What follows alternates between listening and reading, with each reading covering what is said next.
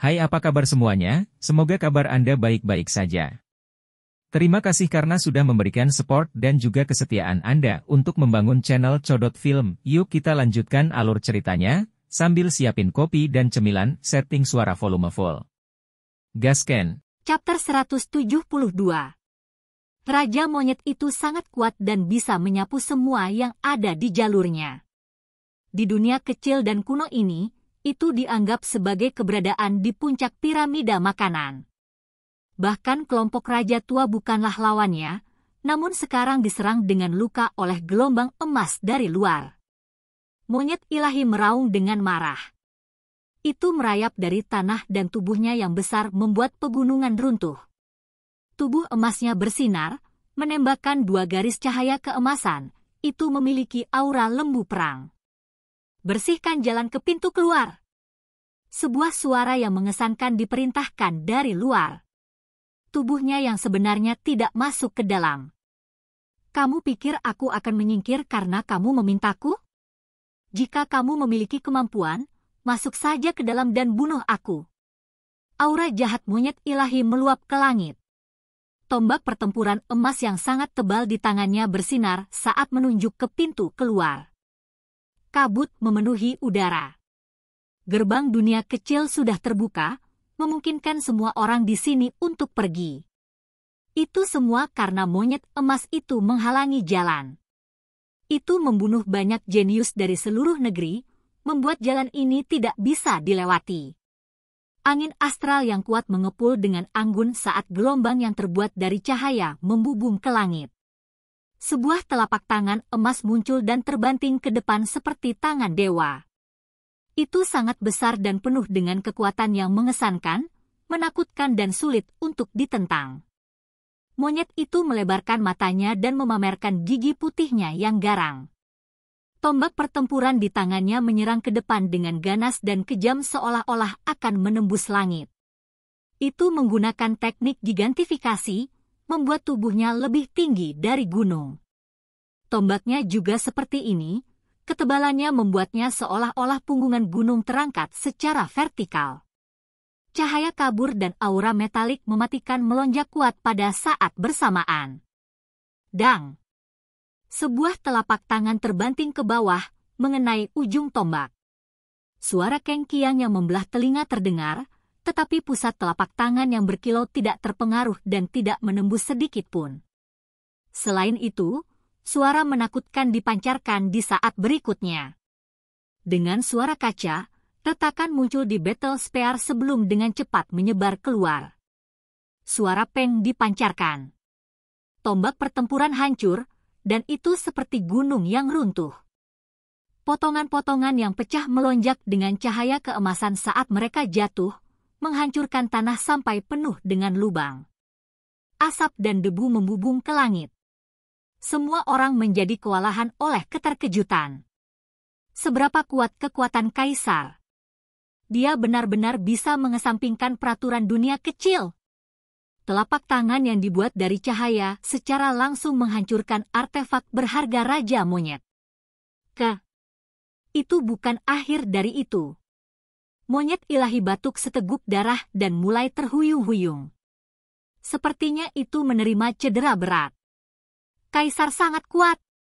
Meski dipisahkan oleh dimensi yang berbeda, itu masih bisa melukai Raja Kera. Jika tubuh aslinya turun ke sini, betapa menakutkannya itu. Tidak ada satu makhluk pun yang terguncang. Bahkan hukum dan peraturan dunia kecil ini tidak bisa menghentikannya. Kekuatan ilahi dari simbolnya masih masuk. Seberapa kuat dia? Mereka semua ketakutan. Aku tidak akan menyerah. Ini adalah pertama kalinya monyet surgawi menderita kekalahan telak. Sejak lahir, ia belum pernah bertemu musuh seperti ini. Itu membuka mulutnya dan mengeluarkan desisan yang jelas. Simbol muncul dari dalam pupilnya sebelum berubah menjadi dua pedang suci. Mereka terbang keluar dengan tujuan mengiris telapak tangan itu dan menghancurkan artefak berharga kaisar. Dang! Tangan berkilau itu menggerakkan jari-jarinya, dan dengan dua gerakan, kedua pedang suci itu benar-benar hancur. Mereka berubah menjadi aliran cahaya sebelum menghilang ke udara tipis. Terlebih lagi, telapak tangan itu terbanting, membuat tubuh Raja Monyet bergetar hebat. Itu melewatinya, langsung membuatnya terhuyung-huyung sebelum terbang secara horizontal. Monyet itu menabrak gunung dan mengeluarkan banyak darah. Ah! Monyet itu meraung marah. Rasanya sangat tertahan. Itu awalnya adalah raja yang memproklamirkan diri, namun mengalami kekalahan telak di sini. Itu benar-benar sulit untuk diterima. Dengan suara honglong, sebuah kepala muncul di bahunya. Pada saat yang sama, lengan muncul dari samping kedua lengan kiri dan kanannya masing-masing. Dengan raungan, seluruh tubuhnya bersinar dengan cahaya. Itu menghasilkan lautan simbol saat ia menyerang ke depan dengan mematikan. Peng! Kali ini, telapak tangan yang berkilau itu langsung hancur. Itu benar-benar kejam, tidak lagi memberi monyet kesempatan lagi. Tubuh kera itu sangat besar, apalagi dengan kepala kembar dan 4 lengan, kekuatannya berlipat ganda. Namun, tulangnya hancur dan tendonnya patah seolah-olah itu tidak ada bedanya. Dengan turunnya tangan besar itu seperti gunung surgawi yang berkilauan saat menghancurkan monyet di bawahnya. Simbolnya padat dan uap keberuntungan naik, kaisar akan memurnikan monyet ilahi. Dalam sekejap mata, setengah dari tubuh monyet menjadi kabur, seolah-olah akan diubah menjadi esensi surga dan bumi dan menghilang di dunia ini. Akhirnya, sesuatu yang berbeda terjadi di dunia kecil ini. Rantai ilahi berwarna darah muncul. Itu menusuk ke arah tangan kaisar dengan tujuan untuk menghancurkannya. Dang! Kaisar melepaskan cengkeramannya dan dengan lembut mengangkat 1 jari. Itu bertabrakan dengan rantai ilahi berwarna merah tua itu dan mengeluarkan suara logam yang tajam. Rantai menjadi goyah dan hampir putus. Monyet ilahi melompat dan mundur ke belakang. Setelah melihat situasi ini, itu menjadi kewalahan dengan keterkejutan. Bagaimanapun, kaisar itu menakutkan, dan jika dia bisa maju ke tahap lain, sangat mungkin dia bisa langsung masuk ke dunia kecil ini. Saat ini, semua kebanggaan dan keangkuhannya disingkirkan saat ia bergegas menuju bagian terdalam dunia ini, tidak lagi menghalangi pintu masuk. Pada saat yang sama, telapak tangan yang berkilau itu juga perlahan menghilang. Itu memancarkan untaian energi esensi sebelum akhirnya menghilang di dunia ini, dan pintu masuk akhirnya damai lagi. Kaisar sangat kuat. Tubuhnya tidak bisa masuk, tapi dia masih bisa menggunakan beberapa teknik berharga untuk mengganggu dunia kecil ini, membuat orang merasa terintimidasi. Dia seharusnya hanya bisa mengganggu pintu masuk, kan? Jika dia benar-benar bisa menembus batas dunia kecil ini, maka itu akan benar-benar menantang surga. Siapa tahu? Berbagai makhluk di sini semuanya jenius. Mereka bangga dan sombong, tetapi saat ini, mereka benar-benar menerima situasi saat ini. Bahkan jika mereka berkultivasi dengan pahit, masih mustahil bagi mereka untuk mencapai level itu. Itu benar-benar seorang raja di dalam gurun besar, dan akan sulit untuk menemukan seseorang untuk menjadi lawannya. Mengenakan biaya? Semua orang berteriak. Mereka tidak ragu-ragu, dan mereka semua berbondong-bondong maju. Mereka sangat ingin dipisahkan dari dunia kecil ini. Mereka telah bertarung di sini selama lebih dari sebulan, dan semua orang kelelahan secara mental. Mereka ingin segera pergi, dan bahkan 15 menit lagi terdengar seperti siksaan. Sayang sekali aku harus pergi sekarang.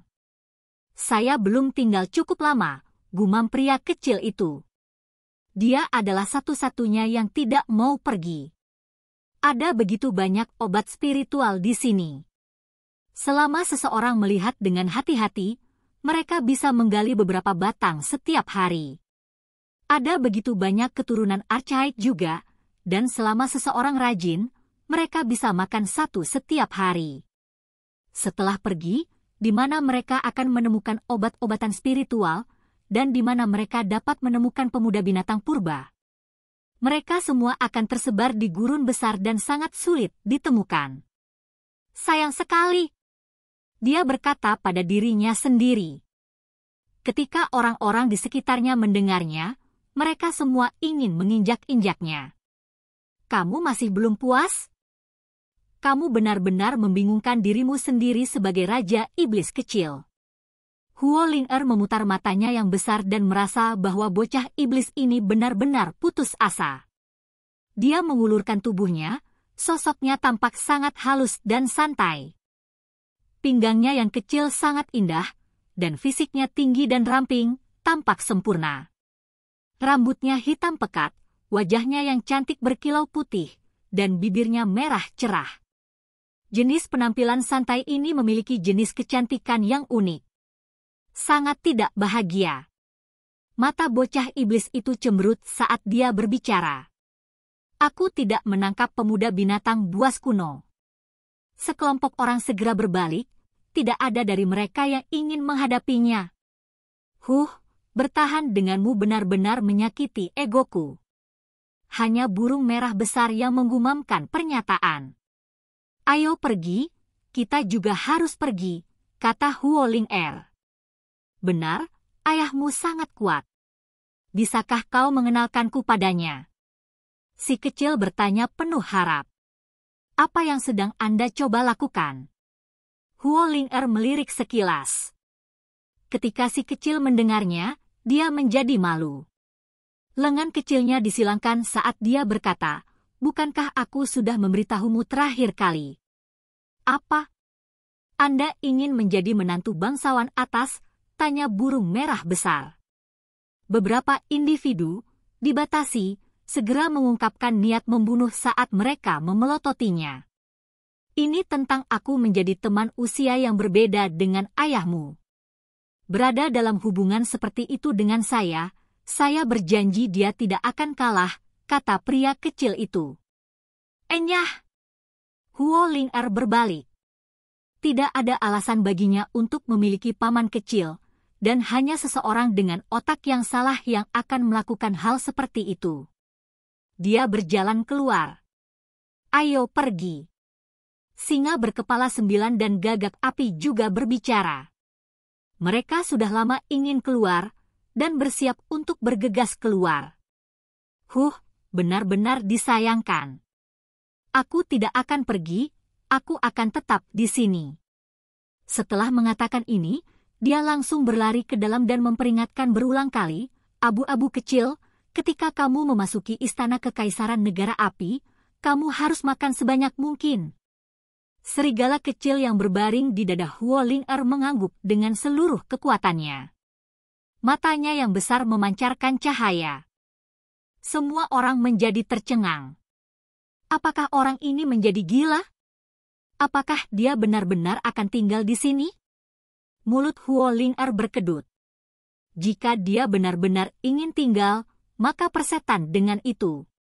Dia pasti takut diburu setelah pergi, dan mungkin saja dia mengkhawatirkan kita. Ketika burung merah besar mendengar ini, ia segera bergegas mengejarnya. Itu masih menunggu si kecil untuk memperkenalkan seorang master padanya.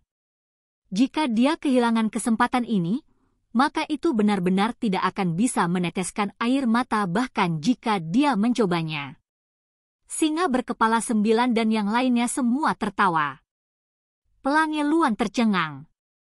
Sebelumnya, ia masih ingin menggunakan kekuatan rasnya untuk sedikit menakuti bocah iblis itu.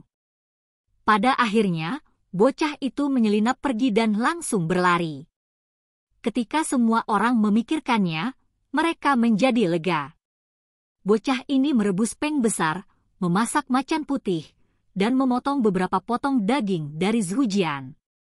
Dia bahkan menarik sisik naga bertanduk dan bergulat dengan gadis berambut ungu, jadi dia mungkin tidak berani keluar begitu saja.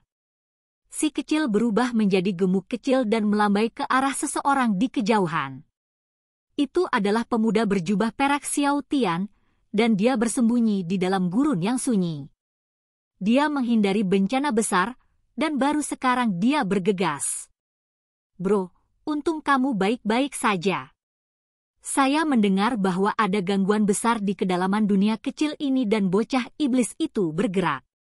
Apakah Anda bertemu dengannya? Xiao Tian bertanya. Dia memutuskan untuk memblokir informasi, karena ini hanya satu orang yang tinggal di wilayah tak berpenghuni. Xiao Tian tidak tahu apa yang terjadi, dan hanya mendengar beberapa rumor saat berjalan keluar. Saya melihat sosoknya dari kejauhan, dan benar-benar ingin memukulnya. Si kecil menjawab dengan samar dan kemudian meminta air tertinggi sejati.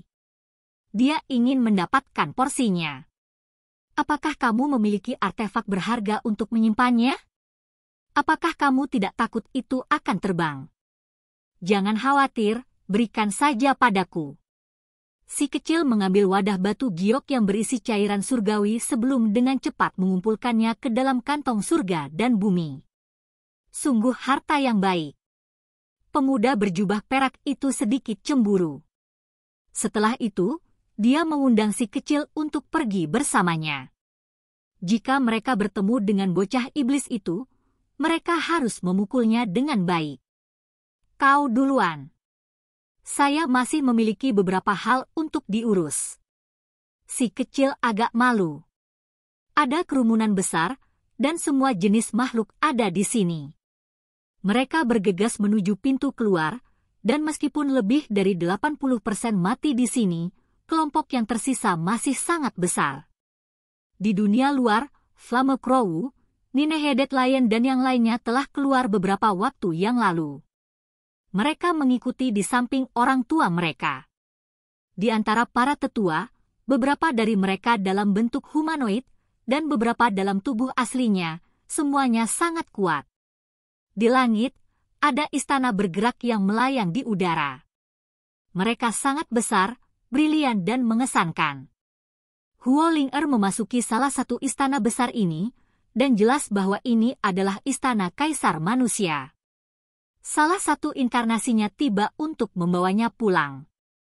Orang bisa tahu dari tindakan ini betapa Kaisar sangat menyayangi putrinya. Selain istana Kaisar yang mengejutkan, ada kereta perang kuno tidak jauh. Meskipun agak gelap dan tidak memiliki banyak kilau, itu tetap membuat orang merasa terintimidasi. Segera setelah itu, seekor binatang emas keluar dari kereta.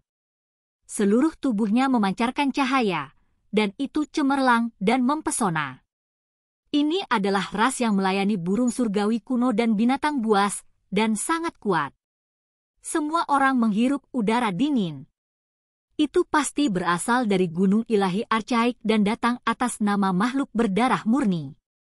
Orang-orang terus-menerus bergegas keluar, dan seekor burung besar yang sepenuhnya hitam pekat menjulurkannya seperti pencuri saat mengikuti berbagai makhluk keluar. Burung itu, mengapa kelihatannya agak menyedihkan? Sepertinya agak akrab. Singa berkepala 9 bergumam. Benar. Pakar ras bermata 3 juga mengangguk. Ini jelas bukan dari ras Flamme Crow saya, tapi sepertinya Flamme Crow angkat bicara. Ini burung merah besar. Mereka semua menatap kosong dan menyadari bahwa orang ini mati dengan sendirinya. Sayangnya, mereka tidak melihat bocah iblis itu. Kenapa bocah itu belum keluar? Gadis berpakaian ungu berdiri di atas kereta perang sambil mengerutkan kening. Adapun Zhujian dan naga bertanduk, mereka juga mencari. Mereka tidak memberitahu orang tua mereka, karena mereka tidak ingin menjelaskan apa yang terjadi. Apalagi mereka tidak mau mengeluh, karena mereka semua memiliki harga diri dan martabatnya masing-masing. Ini tidak akan berhasil, karena teknik berhargamu kurang. Anda dapat menipu orang normal, tetapi itu tidak akan melewati ahli tertinggi sejati. Di dalam dunia kecil, burung aneh yang telanjang menggelengkan kepalanya. Itu tidak puas dengan teknik transformasi si kecil. Itu sudah mencoba untuk menyelinap pergi berkali-kali, tetapi setiap kali itu ditangkap lagi dan terperangkap di dalam kantong surga dan bumi. Si kecil awalnya sangat tenang dan tenang. Setelah mendengar apa yang dikatakan, dia merasa seolah-olah dia terlalu ceroboh dan berkata, "Bagaimana kalau kamu mengajariku kemampuan yang unik?" Burung telanjang itu memutar matanya. Itu sama sekali tidak ingin mengajarinya apapun. Yang paling aku benci adalah gadis iblis berbaju ungu itu. Anda harus mengerti bahwa jika saya terkena, Anda juga tidak bisa lari. Burung telanjang itu bingung. Bahkan jika dipukuli sampai mati, itu masih tidak ingin bertemu siapapun dari ras itu. Jika bukan karena mereka, itu tidak akan bersembunyi di dalam dunia archaik kecil tahun itu. Aku akan mengajarimu kemampuan kecil untuk menyempurnakan teknik transformasimu. Pria kecil itu awalnya lembut dan cantik, tetapi pada akhirnya, dia membuat dirinya menjadi pemuda yang kuat. Dia menjadi tangguh dan kekar, dan penampilannya memberinya aura yang berani dan kuat. Dia langsung berjalan keluar dengan arogan. Oke guys, jangan lupa like, comment, share, and subscribe di channel Codot Film. See you next video. Peace out and bye-bye.